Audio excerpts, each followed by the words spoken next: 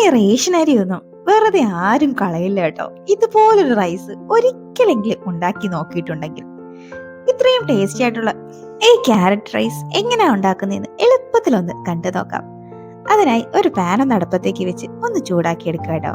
ഇനി അതിലേക്ക് ഒരു 2 ടേബിൾ സ്പൂൺ നെയ്യ് ആഡ് ചെയ്ത് കൊടുക്കാം. ഈ നെയ്യ് ഒന്ന് ചൂടായി വരുമ്പോഴേക്കും ഇതിലേക്ക് 1 ടീസ്പൂൺ ഉഴുന്ന് ചേർത്ത് കൊടുക്കാം കേട്ടോ. ഉഴുന്ന് ചെറുതായി ഒന്ന് ഫ്രൈ ആയി വരുമ്പോഴേക്കും ഇതിലേക്ക് ഒരു 6-7 കാഷ്യൂനട്ടും കൂടെ ചേർത്ത് കൊടുക്കാം. ഇതൊക്കെ വേണമെങ്കിൽ നിങ്ങൾക്ക് സ്കിപ്പ് ചെയ്യാട്ടോ, അധികം ടേസ്റ്റ് കിട്ടാൻ വേണ്ടി ചേർക്കുന്നതാണ്.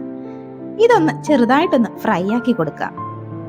ചെറിയൊരു ബ്രൗൺ കളറിലേക്ക് എത്തുമ്പോഴേക്കും ഒരു സവാള ഇതുപോലെ ചെറുതായി കട്ട് ചെയ്ത് ചേർത്ത് കൊടുക്കാം. കൂടെ തന്നെ 1 ടേബിൾ സ്പൂൺ ഇഞ്ചിയും വെളുത്തുള്ളിയും ചെറുതായി അരിഞ്ഞതും 1 പച്ചമുളക് ചെറുതായി അരിഞ്ഞതും കൂടെ ചേർത്ത് ഒന്നങ്ങ് വഴറ്റിയെടുക്കാം. ഇത് ചെറുതായി ഒന്ന് വെന്ത് വന്നാൽ മതിയാവും കേട്ടോ. 1 മിനിറ്റൊക്കെ ഒന്ന് വഴറ്റിയാൽ മതി.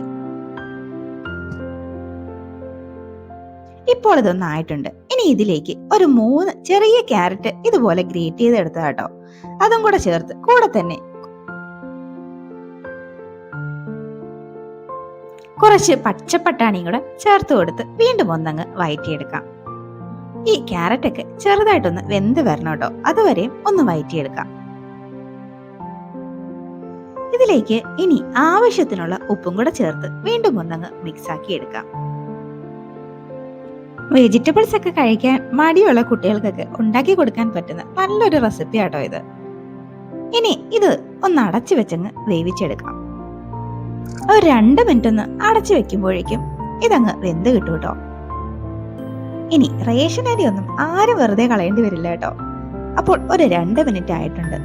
ആണ്ടേ നമ്മുടെ വെജിറ്റബിൾസ് എല്ലാം ഒന്ന് വെന്ത് വന്നിട്ടുണ്ട്. ഇനി ഇതിലേക്ക് മസാലപ്പൊടികളൊക്കെ ചേർത്ത് കൊടുക്കാം. ഒരു 1/4 ടീസ്പൂൺ മഞ്ഞൾപ്പൊടിയും 1/2 ടീസ്പൂൺ കുരുമുളക് പൊടിയും 1/2 ടീസ്പൂൺ മുളക് പൊടിയും 1/2 ടീസ്പൂൺ മല്ലിപ്പൊടിയും 1/2 ടീസ്പൂൺ ഗരം മസാലയും ചേർത്ത് വീണ്ടും അതിന്റെ പച്ചമണം മാറുന്നവരെ നന്നായി അങ്ങ് മിക്സ് ആക്കി എടുക്കാം. ശരിക്കും ഇത് റേഷനരി വെച്ച് ഉണ്ടാക്കിയ റൈസ് ആണെന്ന് കഴിക്കുമ്പോൾ തോന്നിയില്ല കേട്ടോ. അത്രയ്ക്കും ടേസ്റ്റി ആയിരിക്കും. നിങ്ങൾ എല്ലാവരും ഒന്ന് ട്രൈ ചെയ്ത് നോക്കണം കേട്ടോ. കൂടെ തന്നെ ഈ ചാനൽ ഇതുവരെയും സബ്സ്ക്രൈബ് ചെയ്തിട്ടില്ലെങ്കിൽ അതും കൂടെ ഒന്ന് ചെയ്തേക്കണേ. കൂടെ കാണുന്ന ആ ബെല്ലൈക്കണും കൂടെ ഒന്ന് അമർത്തിയേക്കണേ. അതെ, നമ്മുടെ പൊടികളുടെ പച്ചമണം ഒക്കെ മാറിയിട്ടുണ്ട്.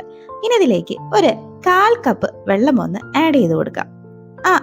നമ്മുടെ മസാലയൊക്കെ നന്നായി ഒന്ന് മോയിസ്റ്റ് ആയിരിക്കാൻ വേണ്ടിയിട്ടാട്ടോ ഈ വെള്ളം ചേർത്ത് കൊടുക്കുന്നത്. ഇനി ഒരു 1 മിനിറ്റ് ഇതൊന്ന് തിളയ്ക്കാൻ വേണ്ടി വെയിറ്റ് ചെയ്യാം. അതാണ് ഇപ്പോൾ ഈ മസാല ഒന്ന് തിളച്ച് വന്നിട്ടുണ്ട്. ഇനി ഇതിലേക്ക് നമുക്ക് വേവിച്ച് മാറ്റി വെച്ച് നമ്മുടെ ചോറും കൂടെ ഒന്ന് ചേർത്ത് കൊടുക്കണം കേട്ടോ. ചോറ് നിങ്ങൾക്ക് ഇഷ്ടമുള്ള ഏത് അരി വേണമെങ്കിലും ചേർക്കാം. പിന്നെ നമ്മളിവിടെ റേഷനരി ആട്ടോ ചേർക്കുന്നത്. അതിനായി റേഷനരി ആദ്യമേ ഒന്ന് വേവിച്ച് മാറ്റി വെച്ചിട്ടുള്ളതാട്ടോ. ഉപ്പൊക്കെ ചേർത്ത് വേവിച്ച് മാറ്റി വെച്ചിട്ടുള്ളതാണ്. പിന്നെ റേഷനരി വേവിക്കുമ്പോൾ പ്രത്യേകം ശ്രദ്ധിക്കുക, ഒരു 1/4 വേവൊക്കെ ആകുമ്പോഴേക്കും അങ്ങ് വാർത്തെടുക്കണം കേട്ടോ. ഒരുപാടിട്ടങ്ങ് വേവിക്കരുത്. ഇനി ഇത് നന്നായിട്ടങ്ങ് മിക്സ് ആക്കി എടുക്കാം കേട്ടോ. അതുകൊണ്ട് ഇതുപോലെ അങ്ങ് മിക്സ് ആക്കി എടുക്കാം. ഈ സമയം ഉപ്പൊക്കെ നോക്കി ഇല്ലെങ്കിൽ കുറച്ച് ചേർത്ത് കൊടുക്കാം കേട്ടോ. ഇനി ഇതൊന്ന് അടച്ചു വെച്ച് ഒരു 5 മിനിറ്റ് ഒന്ന് വേവിച്ചെടുക്കാം. ആ മസാലയൊക്കെ നമ്മുടെ റൈസിൽ നന്നായി ഒന്ന് പിടിക്കാൻ വേണ്ടിയിട്ടാട്ടോ. ഇതൊരു 5 മിനിറ്റ് അവിടെ ഇരുന്നൊന്ന് റെഡിയായി വരട്ടെ. അപ്പോൾ നിങ്ങൾ എല്ലാവരും ഈ ക്യാരറ്റ് റൈസ് ഒന്ന് ട്രൈ ചെയ്ത് നോക്കൂട്ടോ. കുട്ടികൾക്കൊക്കെ ലഞ്ച് ബോക്സ് കൊടുത്തുവിടാൻ പറ്റിയ നല്ലൊരു റെസിപ്പി കൂടിയായിട്ടോ ഇത്. അപ്പോൾ ക്യാരറ്റ് ഒന്നും കഴിക്കാത്ത കുട്ടികൾക്ക് അതൊക്കെ കഴിപ്പിക്കാൻ പറ്റിയൊരു റൈസാട്ടോ ഇത്. നമ്മുടെ 5 മിനിറ്റ് ഒന്ന് കഴിഞ്ഞിട്ടുണ്ട്. നമ്മുടെ റൈസ് ഇവിടെ സെറ്റായി വന്നിട്ടുണ്ട്. അവസാനമായി 1 ടീസ്പൂൺ നെയ്യും കൂടെ ചേർത്ത് ചെറുതായി ഒന്ന് മിക്സ് ആക്കി കൊടുക്കാം. ഈ അവസാനം ഈ നെയ്യൊക്കെ ചേർക്കുമ്പോൾ ആ റൈസ് കഴിക്കാൻ വളരെ ടേസ്റ്റി ആയിരിക്കും കേട്ടോ. അപ്പൊ നിങ്ങൾ കാണുമ്പോൾ തന്നെ അറിയാലോ, ഇത് കണ്ടാൽ റേഷനരി ആണെന്ന് വല്ലതും പറയുമോ? അത്രയ്ക്കും ടേസ്റ്റി ആയിട്ടുള്ള ഒരു റൈസ് ആട്ടോ ഇത്. അപ്പം നിങ്ങൾ ഇത് ട്രൈ ചെയ്ത് നോക്കിയിട്ട് മറക്കാതെ ഇതിന്റെ ഫീഡ്ബാക്ക് എനിക്കൊന്ന് കമന്റ് ബോക്സിൽ അറിയിക്കണേ. ഇനി നമുക്കിത് ചൂടോടെ തന്നെ സെർവ് ചെയ്യാട്ടോ.